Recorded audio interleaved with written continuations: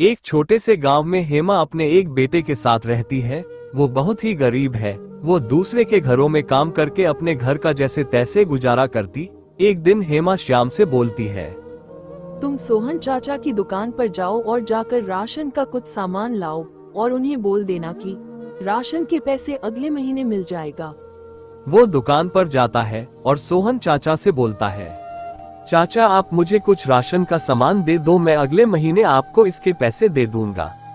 क्या श्याम, कब तक तुम ऐसे ही उधार ले जाते रहोगे? कभी तो पैसे दे दिया करो, हमेशा जब आते हो तब उधार ही ले जाते हो। अच्छा इस बार तो दे रहा हूँ, लेकिन अगले बार जरूर पैसे लेकर आना। फिर वो राशन का सामान लेकर घर जाता है। फिर हेमा खाना बनाती है और वो दोनों खा लेते हैं। फिर वो काम पर जाती है। ऐसे ही वो रोज काम करती, लेकिन एक दिन सेठानी बोलती है, हेमा हम लोग कुछ महीनों के लिए बाहर जा रहे हैं, तुम कल से काम पर मत आना। फिर वो निराश होकर घर आ जाती है और सोचने लगती है कि मालकिन तो चली गए, अब मैं क्या करूंगी, कैसे घर का गुजारा करूंगी। फिर अगले दिन वो दूसरे के घरों में जाती और पूछती, आपके घर में कुछ काम करने के लिए है?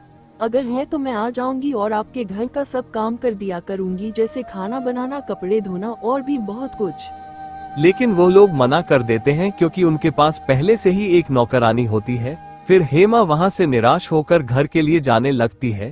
फिर वह रास्ते में रुककर रोने लगती है। हे भगवान, मेरा बेटा क्या खाएगा? उस बेचारे को तो पता भी नहीं है कि मेरा काम छूट गया है। उसको पता नहीं होता है कि वो जहाँ पर रो रही है वहाँ पर एक इच्छापूर्ति कुआं है। तभी वहाँ से आवाज आती है, हेमा तुम क्यों रो रही हो? तुम्हें क्या समस्या है? तुम मुझे बताओ। मैं सेठानी के पास काम करती थी, लेकिन वो कुछ महीनों के लिए बाहर चली गई और मुझे कोई काम नहीं मिल रही है और मेरे पास घर चलाने के लिए भी पैसे नहीं हैं। तुम चिंता ना करो बेटी, ये लोया सोने से भरा हुआ घड़ा है, तुम इससे अपने घर का गुजारा करो। नहीं नहीं, मैं इसे नहीं ले सकती। अरे तुम चिंता ना करो, मैं उसी की मदद करता हूँ जो नेक दिल और ईमानदार व्यक्ति होते हैं, और तुम हो, तुम इसे ले जाओ और अपने घर का गुजारा करो। वो उसे खुशी खुशी घर ले जाती है। फिर वे खुशी खुशी रहने लगते हैं।